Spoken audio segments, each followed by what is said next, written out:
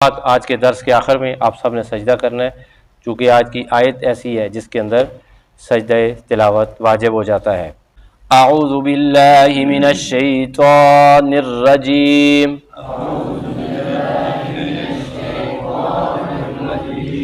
بسم اللہ الرحمن الرحیم۔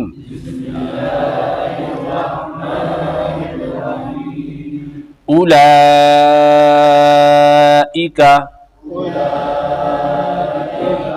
یہ وہی، الذین،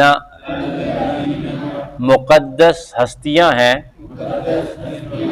انعم، انعام فرمایا،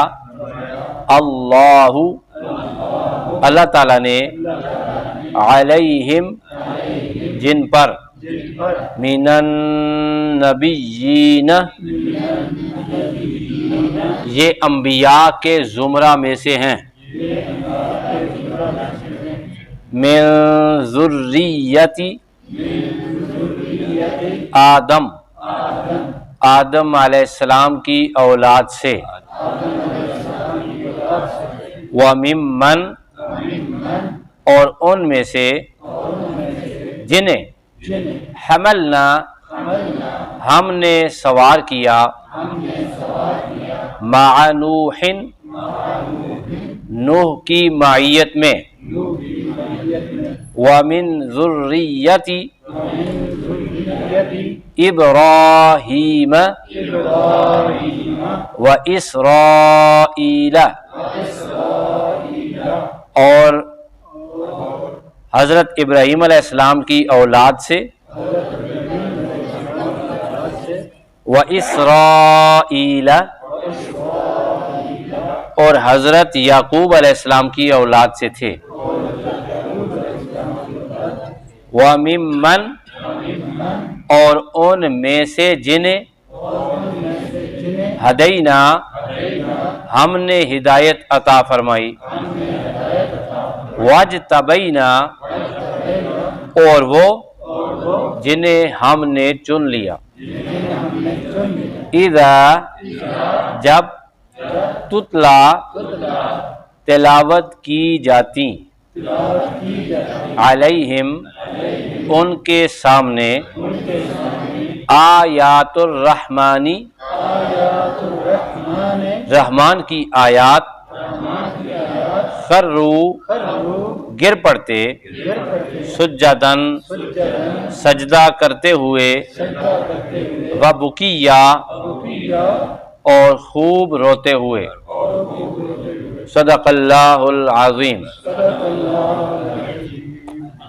اللہم صلی علی سیدنا و مولانا محمد وعلی آل سیدنا و مولانا محمد مبارک وسلم وصلی علیہ، کہ یہ تتمہ ہے اس مضمون کا جہاں پہ رب ذوالجلال نے انبیاء کا تذکرہ فرمایا۔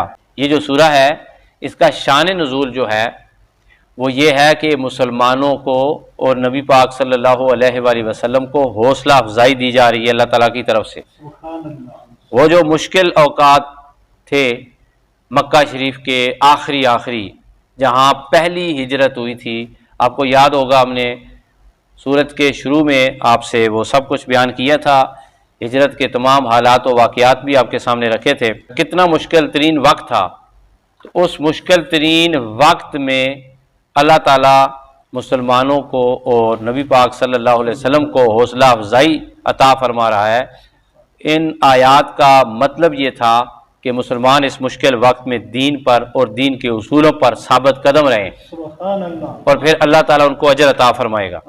پھر موٹیویشن کے لیے اور مزید حوصلے کے لیے اللہ تعالیٰ نے پیغمبروں کے ذکر سے ماحول تھا اس کو مزید دلچسپ بنایا۔ اللہ تعالیٰ نے اپنے انبیاء کا ذکر سنایا، نبی پاک صلی اللہ علیہ وسلم کو آپ کے ساتھیوں حضرت زکریا علیہ السلام سے شروع ہوا، اور آج کی آیت کریمہ سے پہلے حضرت ادریس علیہ السلام تک انبیاء کا ذکر کیا گیا، ان کے واقعات بیان کیے گئے، تاکہ ہر نبی کے ذکر سے اور ان کے مشکل وقت سے ان سے وہ لوگ سیکھیں جو نبی پاک صلی اللہ علیہ وسلم کے پیروکار ہیں۔ آج ان انبیاء کے انعام کا ذکر ہو رہا ہے، اور بڑا ہی خوبصورت ذکر ہے۔ اللہ تعالیٰ ارشاد فرما رہے ہیں کہ یہ وہ لوگ ہیں، انبیاء کا گروہ، انبیاء کا گروہ جن کا ذکر ہو گیا کہ یہ وہ لوگ ہیں جو مقدس ہستیاں ہیں اور اللہ پاک نے ان پر انعام فرمائے۔ یہ حضرت آدم علیہ السلام کی اولاد سے بھی ہیں، اور یہ وہ بھی ہیں جنہیں ہم نے طوفان نوح کے وقت حضرت نوح علیہ السلام کی کشتی میں سوار کیا، اور یہ وہ بھی ہیں جو حضرت ابراہیم علیہ السلام کی اولاد سے ہیں، اور ان میں سے وہ بھی ہیں جن کا تعلق حضرت یعقوب علیہ السلام سے ہے اور ان کی نسل سے ہے، اور پھر یہ وہ ہیں جن کو ہم نے ہدایت عطا فرمائی، اور وہ بھی ہیں جن کو ہم نے چن لیا ہے۔ اب ان کی صفت بیان کی کہ ہر نبی پر مشکل وقت آیا، ہر نبی اپنے مشکل وقت میں دین پر ثابت قدم رہا، ہر نبی نے صبر کیا، ہر نبی نے خدا کی بارگاہ میں جو ہے وہ عجز و نیاز پیش کیا اور خدا کی بتائی ہوئی تعلیمات کو آگے پھیلایا۔ اور ان کی جو صفت ہے، خاص صفت آج اللہ تعالیٰ قرآن مجید میں بیان فرما رہا ہے، وہ کیا صفت ہے؟ وہ یہ ہے کہ اذا تتلی علیہم آیات الرحمن، جب ان کے سامنے اللہ کی آیات بیان کی جاتی، خروا سجدا وبکیا، وہ زاروں قطار روتے ہوئے سجدے میں گر پڑتے، سجدے میں وہ گر پڑتے، بیان اللہ تعالیٰ فرما رہا ہے۔ دیکھیں اللہ تعالیٰ اپنے بندوں کو یاد رکھتا ہے، اللہ تعالیٰ اپنے بندوں کی اداؤں کو یاد رکھتا ہے۔ ہم اللہ کو بھول جاتے ہیں لیکن اللہ ہمیں یاد رکھتا ہے، اللہ ہمیں نہیں بھولتا۔ اچھا پیارے دوستو، یہ آیت کریمہ حضرت عمر بن خطاب رضی اللہ تعالیٰ عنہ نے تلاوت فرمائی اور سجدے میں گرے اور سجدہ کر کے کہنے لگے کہ کہاں ہیں وہ سجدے۔ آج ہم سجدہ کرتے ہیں نا تو صحابہ کو یاد کرتے ہیں کہ وہ جو محبت کے سجدے تھے وہ ہماری جبینوں میں نظر نہیں آتے۔ تو حضرت عمر رضی اللہ تعالیٰ نے سجدہ کیا اس آیت کے بعد اور فرمایا کہ وہ سجدے کہاں ہیں جن کا ذکر خدا نے قرآن میں فرمایا کہ وہ انبیاء وہ سجدے کیا کرتے۔ ان جبینوں کو خدا کتنا خلوص عطا فرماتا، وہ جبینیں جب خدا کی بارگاہ میں جھکتی ہوں گی اور انبیاء جب اپنا سر ناز زمین پہ رکھتے ہوں گے تو خدا کی کتنی رحمتیں آ کر انہیں ملتی ہوں گی۔ اور پھر یوں بھی کہتے تھے کہ کہاں ہیں وہ سجدہ کرنے والے، کہاں ہیں وہ سجدہ کرنے والے۔ حضرت عمر رضی اللہ تعالیٰ عنہ کہتے ہیں کہ این البکا، رونا کہاں ہے؟ یعنی اس آیت کے اندر سجدے کا بھی ذکر ہے اور رونے کا بھی ذکر ہے۔ تو حضرت عمر رضی اللہ تعالیٰ عنہ ہمیں سمجھا رہے ہیں کہ رونا کہاں ہے، یعنی کہ وہ کتنا خوبصورت رونا اور کتنے خلوص بھرا رونا، خدا کی بارگاہ میں درد والا رونا کہاں ہے، وہ جو انبیاء اللہ کی بارگاہ میں رویا کرتے تھے۔ اور پھر کہنے لگے کہ رونے والے کہاں ہیں حضرت عمر رضی اللہ تعالیٰ عنہ۔ اس کا مطلب یہ ہے کہ آج جس وقت ہم سجدہ کریں گے، سجدہ تلاوت، اس وقت ہم اپنی جبین نیاز کو ذات بے نیاز کے سامنے رکھ کر سوچیں گے کہ یہ ان انبیاء کی سنت ہے جو آج ہم سر سجدے میں رکھ کر ادا کریں گے، اور ہم اللہ تعالیٰ کی بارگاہ میں کوشش کریں گے شکل رونے والی بنائیں، اور شکل رونے والی بن گئی تو خدا ہم پر رحم نازل فرما دے گا۔ اگر کسی کو رونا آ جائے کہ وہ انبیاء بھی قرآن کی آیات سن کر روتے تھے، اللہ کے پسندیدہ روتے تھے، کتنے خوش نصیب تھے کہ فوراً شکر کے طور پہ خدا کی بارگاہ میں سجدہ ادا کرتے تھے۔ تو یہ آیات الرحمن ہیں۔ علامہ بغوی رحمۃ اللہ تعالی علیہ المتوفا 510 ہجری اپنی تفسیر بغوی میں تحریر فرماتے ہیں کہ رونا خدا تعالیٰ کی بڑی نعمت ہے۔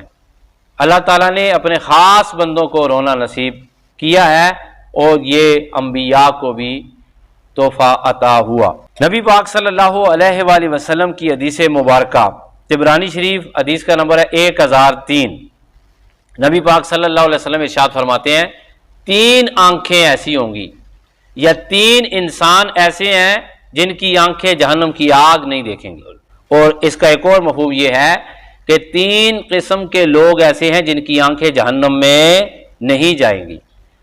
آقا علیہ الصلوۃ والسلام فرماتے ہیں پہلی وہ آنکھ کہ جو خدا کے خوف سے روتی ہے، دوسری وہ آنکھ جس نے خدا کی سرحد پر اللہ تعالیٰ کی رضا کے لیے، دین اسلام کے لیے کسی جگہ پوری رات یا دن میں پہرا دیا، جو پہرے میں رات جاگتی رہی آنکھ، اللہ تعالیٰ اس کی بھی فضیلت بیان فرماتے۔ خدا کو وہ آنکھ بھی بڑی پسند ہے۔ اور تیسری وہ آنکھ جس نے حرام دیکھنے سے اجتناب کیا، غیر محرم عورت کو دیکھنے سے، لڑکی کو دیکھنے سے، کسی غیر محرم کو دیکھنے سے جو آنکھ بچتی رہتی ہے، رب تعالیٰ اسے بھی جہنم کی آگ سے محفوظ فرمائے گا۔ اور بالفاظ دیگر حضور نے فرمایا یہ تین قسم کی آنکھیں جہنم میں نہیں جائیں گی، ان پر جہنم کی آگ حرام کر دی گئی۔ عزیز دوستو، آج کے اس درس سے ہم 7 قسم کے سبق سیکھ سکتے ہیں۔ سب سے پہلا سبق یہ ہے کہ مشکل وقت میں دین اور دین کے اصولوں پر ثابت قدم رہنے والوں کو خدا تعالیٰ انعامات عطا فرماتا ہے۔ دین پر ثابت قدم رہنا اور بات، اور دین کے اصولوں پر ثابت قدم رہنا اور بات۔ میں ایک چھوٹی سی مثال دوں گا جو آپ سے اور مجھ سے ریلیٹڈ ہے، کہ مثلا ہمارے ساتھ کوئی بندہ لڑائی کرنا چاہتا ہے، غصہ اسے آ گیا، ہمیں بھی غصہ آ گیا ہے، لڑائی ہونے والی ہے، ہمارے ساتھ کسی نے ظلم کیا، زیادتی کی، یا کسی نے ہمیں گالی دے دی، برا کہہ دیا، تو اب ہمارا دل کر رہا ہے کہ ہم لڑائی کریں۔ تو یہ اسلام کا اور دین کا اصول یہ ہے کہ یہاں صبر کریں، خاموش رہیں اور وہاں سے چلے جائیں، تاکہ خدا تعالیٰ آپ سے راضی ہو اور امن برقرار رہے اور فساد نہ ہو۔ تو یہ دین کے اصول کو آپ نے اپنا لیا، خدا تعالیٰ آپ کو انعام عطا فرمائے گا۔ دوسرا سبق یہ ہے کہ اللہ اپنے نیک بندوں کو ہمیشہ یاد رکھتا ہے۔ یہ دیکھیں نا، آیات ہے نا، اللہ ہمیں سکھا رہا ہے کہ میں نے ان کو بھی یاد رکھا، ان کا نام بھی لیا۔ اے محمد مصطفیٰ صلی اللہ علیہ وسلم کا کلمہ پڑھنے والوں، اے ان کے امتیوں، تم بھی نیک بن جاؤ، خدا اپنے آسمان میں فرشتوں کے سامنے تمہارا ذکر بھی کرے گا، تمہیں بھی یاد رکھے گا۔ تیسرا سبق یہ سیکھ سکتے ہیں کہ اللہ تعالیٰ حوصلہ افزائی فرماتا ہے، تو ہمیں بھی چاہیے کہ کوئی چھوٹا بندہ اچھا کام کرے تو اس کی حوصلہ افزائی کرے۔ انبیاء کرام نے اللہ تعالیٰ کی بارگاہ میں اچھا کام کیا، ظاہر ہے ڈیوٹی دی، تو اللہ تعالیٰ ان کی حوصلہ افزائی فرما رہا ہے۔ حضور پاک صلی اللہ علیہ وسلم کے صحابہ کرام کی اللہ تعالیٰ حوصلہ افزائی فرما رہا ہے۔ اچھا جی، چوتھا سبق ہم یہ سیکھ سکتے ہیں کہ سجدے کے بڑے فضائل ہیں۔ اگر آپ پر کوئی انعام ہو، کوئی نئی چیز لیں جو آپ کے دل کی خواہش تھی، تو گھر میں آ کر مصلی بچھائیں اور فوراً سجدے میں گر پڑیں، مولا تیرا شکر ہے کہ تو نے مجھے یہ چیز عطا فرمائی۔ سجدے سے خدا بڑا خوش ہوتا ہے۔ پانچواں سبق یہ ہے کہ رونے پر اللہ تعالیٰ کو بڑا پیار آتا ہے، رونے پر اللہ تعالیٰ کو بڑا پیار آتا ہے۔ وہ حدیث سنیے نا کہ پہلی آنکھ وہ کہ جو رونے والی، خدا کے خوف سے رونے والی آنکھ کو اللہ تعالیٰ بڑا پسند فرماتا ہے۔ چھٹا سبق یہ سیکھ سکتے ہیں کہ جس کے سامنے آیات تلاوت کی جائیں وہ بھی بڑا خوش نصیب ہوتا ہے۔ دیکھیں آپ کتنے لوگوں میں سے نصیب والے لوگ ہیں کہ جن کے سامنے قرآن پڑھا جا رہا ہے۔ آج بڑا مشکل ہے بھائی قرآن کے پاس آنا، آج مسجد میں بیٹھنا بہت مشکل کام ہے، درس قرآن کی محفل میں بیٹھنا آسان کام نیست نہیں ہے، لیکن اللہ تعالیٰ نے آپ کو چنا ہے اور اللہ تعالیٰ آپ کو اپنی آیات سنوا رہا ہے اور تلاوت کی توفیق دے رہا ہے، آپ بھی خوش نصیب ہیں، یہ اپنے آپ کو خوش نصیب سمجھیں۔ ظاہر ہے دیکھیں نا، وہ کہتے ہیں اذا تتلی علیہم آیات الرحمن، جب ان کے سامنے آیات رحمان کی پڑھی جاتی ہیں تو وہ کیا ہوتے ہیں؟ وہ سجدے میں گر پڑتے ہیں۔ وہ کیا ہوتے ہیں؟ سجدے میں گر پڑتے ہیں۔ اور آخری جو 7واں سبق ہم کیا سیکھ سکتے ہیں وہ یہ کہ اگر آپ کے دل پر آیات اثر کرتی ہیں، آپ کو درس میں مزہ آتا ہے، درس میں لطف آتا ہے، درس آپ کو دلچسپ لگتا ہے، دنیا کی کتنی رنگینیاں، سامنے موبائل ہے، آپ وہاں پہ کیا کچھ نہیں دیکھتے، اگر سب کچھ دیکھنے کے باوجود، حلقہ احباب کے باوجود، کرکٹ کے باوجود، انٹرنیٹ کے باوجود، ٹی وی کے باوجود، اس پورے فحاشی اور عریانی کے ماحول کے باوجود، وقت ضائع ہونے کے بہت سارے ذرائع ہونے کے باوجود، جی آپ قرآن مجید کی محفل میں بیٹھ کر قرآن سنتے ہیں اور خدا آپ کے دل کو نرمی عطا فرماتا ہے، قرآن کی آیات اور درس کی تاثیر آپ کے دلوں پر ہوتی ہے، تو آپ اللہ کی بارگاہ میں شکر ادا کریں کہ اللہ نے 14ویں صدی میں بھی آپ کو اپنے ماننے والوں میں اس مقام پہ کھڑا کر دیا ہے کہ جو اللہ کے قریب ہوتے ہیں، جو اللہ کے قرآن کے قریب ہوتے ہیں، جو نبی پاک صلی اللہ علیہ وسلم کی سنتوں کے قریب ہوتے ہیں۔ آپ جو ہیں وہ 7واں یہ سبق ہے کہ اگر آپ کے دلوں پر اللہ تعالیٰ کی آیات اثر کر رہی ہے تو آپ خوش نصیب لوگ ہیں۔ آپ کو خدا کی بارگاہ میں سر بسجود ہونا چاہیے۔ بہت سارے سوال ہیں لیکن ان میں سے چند سوال جو ہے وہ میں کل والے دہرا دیتا ہوں، آج والا کوئی سوال نہیں ہے، ظاہر ہے کہ آج جو ہم نے 7 سبق سیکھے ہیں انہی کو ہم نے یاد رکھنا ہے۔ کل والے سوال ہیں، حضرت ادریس علیہ السلام آدم علیہ السلام کی رحلت کے کتنے سال بعد تشریف لائے جی؟ 500 سال بعد۔ گڈ۔ حضرت ادریس علیہ السلام رشتے میں حضرت نوح علیہ السلام کے کیا لگتے تھے؟ پردادا، اور آج میں نے ایک اور روایت پڑھی دادا بھی کہا گیا، دادا بھی ایک روایت میں، اور ایک روایت میں کیا ہے؟ پردادا۔ حضرت ادریس علیہ السلام کی عمر مبارک کتنی تھی؟ 365 سال۔ شاباش۔ حضرت ادریس علیہ السلام کا ذریعہ معاش کیا تھا؟ آپ درزی تھے، ویری گڈ۔ اعلان نبوت سے پہلے کس نبی کے پیروکار تھے حضرت ادریس علیہ السلام؟ حضرت شیس علیہ السلام۔ یاد رکھیں دنیا میں آنے والے تیسرے پیغمبر ہیں حضرت ادریس علیہ السلام، دنیا میں آنے والے پہلے آدم، دوسرے شیس، تیسرے ادریس۔ کتنے صحائف نازل ہوئے جی آپ پر؟ 30۔ شاباش۔ آپ کی قوم سب سے بڑی کس گمراہی میں مبتلا تھی؟ آتش پرستی۔ حضرت ادریس علیہ السلام کا وطن کون سا تھا؟ بابل، عراق کا شہر بابل۔ آپ نے کس شہر کی جانب ہجرت فرمائی؟ ماشاءاللہ جی، آدھا سوال ہوا ہے اور جواب دے دی، کا مطلب ہے انٹرسٹڈ ہیں آپ۔ مصر کی جانب۔ اچھا، مصر میں خوبصورت مقامات دیکھ کر آپ کی زبان سے کیا نکلا؟ حضرت ادریس علیہ السلام اپنے جسم کے ساتھ کس آسمان پر موجود ہیں؟ اچھا یہ بتائیں ادریس علیہ السلام کو ادریس کیوں کہا جاتا ہے؟